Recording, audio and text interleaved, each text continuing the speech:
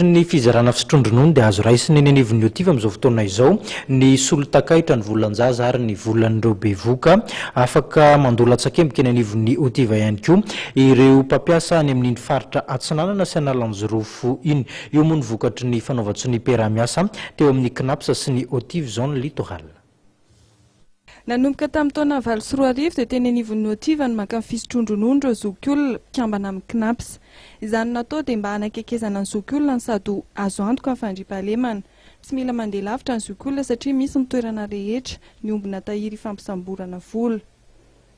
Hita amin'ny apasy mazava tariny sarotro be mangala vola man satria global olo maro be jiaby takany.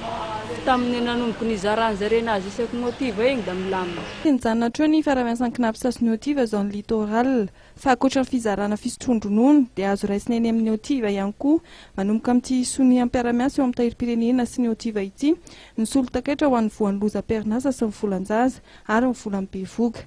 Afaka mandoa latsakemboka eny anivon'ny Otiv ihany koa mpampiasa manomboka ny mahanoro ka hatramin'ny maro atsetra. Tafiditra ny politikan'ny Cnaps amin'ny fanakekezana mpikambana izao hetsika izao. Olona mandray fisotron-dronono ireo zany tsy voatery hiakatra aty an-drenivohitra intsony dia zarain'ny Otiv any an-toerana any amin'izay misy ny azansany sy ny kesiny reny pension reny. Ny amin'izao fotoana izao moa zany dia mitohy ihany ny fifanaraham-piaraha-miasa amin'ny pension, fizarana ny fisotron-dronono fa mitatra ihany kosa ho amin'ny prestation familiale, misy le atao hoe apériodique, misy ihany koa ny fizarana ny ranty isan-karazany izay no iarahana amin'ny Otiv amin'izao fotoana izao.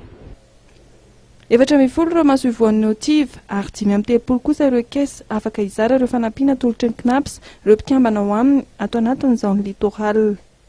Ny fanefana pension zany nomena malalaka ny be antitra na hosontony ny ray mandeha ny volany na anaovany tahiry na afapo ny fiarahan'ny asa tamin'ny Cnaps satria tratra ny tanjona. Hatreto dia 750 ireo bevohoka sy mpandray volan-jaza aty amin'ny Otiv Zone Littorale, raha 730 ireo mpandray solo-takaitra, 730 kosa ireo zokiolona mpandray ny fisotron-dronono.